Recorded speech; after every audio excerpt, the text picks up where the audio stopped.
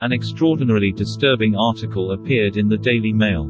It claims that there was a group of high-ranking conspirators within the KSK who, on Day X, planned the murder of, in their own words, criminal migrants and high-ranking left-wing politicians, and it uncovered that they had even stored weapons and ammunition for it. The plan was uncovered when a former Air Force major confessed to the plan. A total of 200 elite soldiers have been implicated in the plot and are said to be a secret neo-Nazi group within Germany's equivalent of the SAS. As the Weekly Focus reported, the 200 soldiers would have also targeted leaders of asylum seeker groups, which they blamed for rape, terror and social unrest.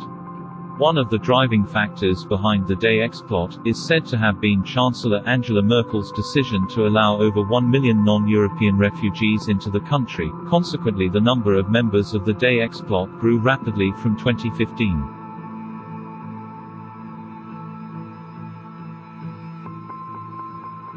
Kommando Spezialkräfte Special Forces Command, KSK, is an elite special forces military command composed of special operations soldiers selected from the ranks of Germany's Bundeswehr and organized under the Rapid Forces Division.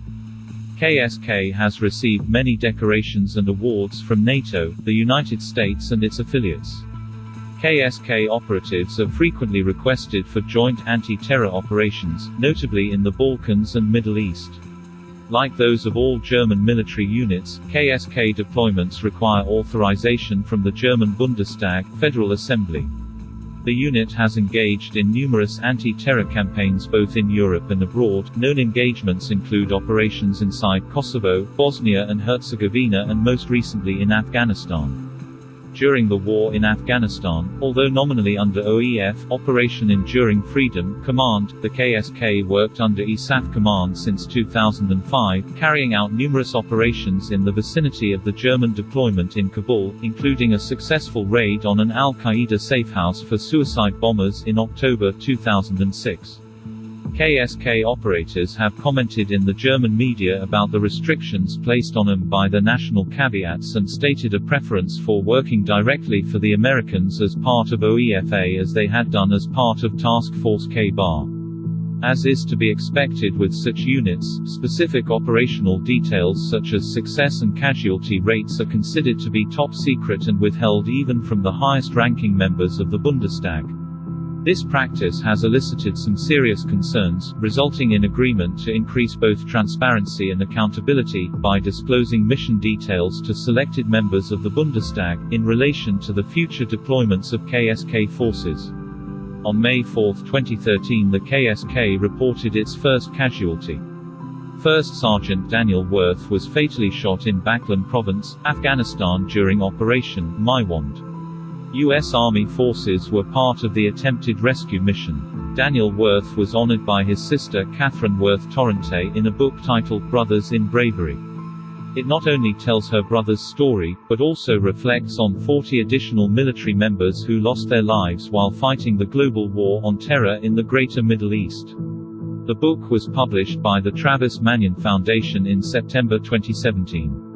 The KSK is structured as a regular Army unit at brigade level and, apart from the HQ and the development group, divided into two battalion-sized departments, operational forces and support forces.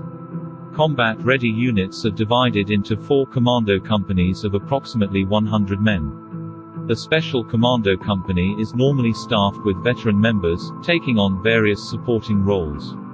Each of the 4 commando companies has 5 specialized platoons, each with a unique specialty and ability that can be adapted to both the terrain and situation, depending on type actions required. There are 4 commando squads in every platoon. Each of these squads consists of 4 equally skilled members that have been hand-picked from the German army into the platoon that best suits their abilities. Each squad member is specially trained as a weapons expert, medic, combat engineer or communications expert, respectively. Additionally, some groups may contain other specialists, such as a heavy weapons or language expert.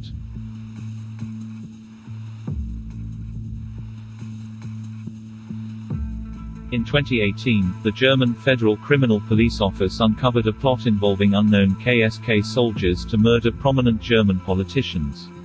Amongst others, the list included Claudia Roth, a German Green Party politician, who has been criticized for her positive relations with the Islamic Republic of Iran, she was reprimanded in February 2003 for giving the Iranian ambassador to Germany, Alireza Sheikhatar, a high five.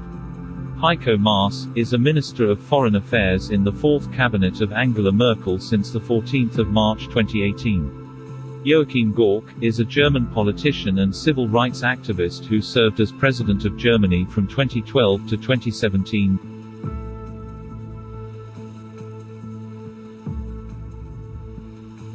Earlier that same year, 2017, in a separate investigation to the Day X plot, the state prosecutors in the city of Tübingen investigated whether neo-Nazi symbols were used at a farewell event involving members of KSK.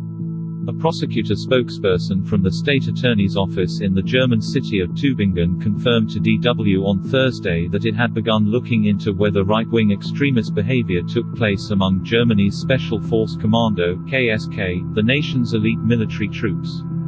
According to research undertaken by public German radio stations Radio Bremen, NDR, ZDF and ARD, KSK troops allegedly displayed extreme right-wing behavior at a goodbye party that took place on April 27, 2017 at a shooting range near Stuttgart. The troops reportedly gave the Hitler salute, listened to right-wing extremist rock music, and also organized a pig's head toss. Slaughtered pig heads are commonly used in right-wing extremist activities due to the animal's association with the kosher and halal dietary restrictions for Jews and Muslims respectively. Testimony from an eyewitness present at the events led the Tübingen office to open its probe. The eyewitness said that a soldier friend of hers had invited her to the goodbye party so she could be the main prize for the head of the military company. She also reported having WhatsApp messages on her phone as proof. The Bundeswehr has also opened an internal investigation into the matter, a military spokesperson confirmed to German news agency dpa, while emphasizing that none of the acts had yet been confirmed. The army reportedly knew of the incident in Calf as early as July 13. On Thursday, Military Commissioner Hans-Peter Bartels on Thursday questioned why the Bundeswehr did not notify the state prosecution themselves once the incident became known, rather than wait for the eyewitness to come forward independently. Giving the Hitler salute is not a question of taste. Playing music that disparages a democratic Germany is not a question of taste, Bartels said. He called upon any soldiers with information to come forward. Soldiers should defend democracy, not disparage it, he added.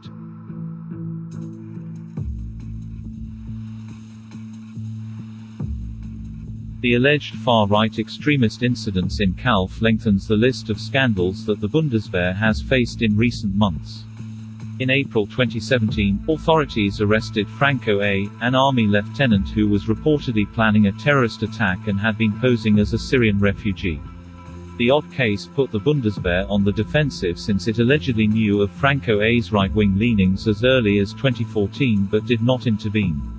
Just a few weeks after the arrest, investigators also uncovered Nazi memorabilia in troop barracks in Donaueschingen, including helmets from the Wehrmacht, the German military under Hitler. The Bundeswehr was founded in 1955, and many once soldiers in the Wehrmacht began serving in the Bundeswehr. Other scandals to rattle the Bundeswehr this year include allegations of hazing and sexual abuse. The scandals have led to tensions between Defense Minister Ursula von der Leyen and top army brass. Whether the Day X plot was an organized cell of 200 elite soldiers, or a handful of people with extreme right-wing views, we cannot say. But the actions of a few members of this elite unit should not tarnish the bravery and professionalism of these men or the unit itself.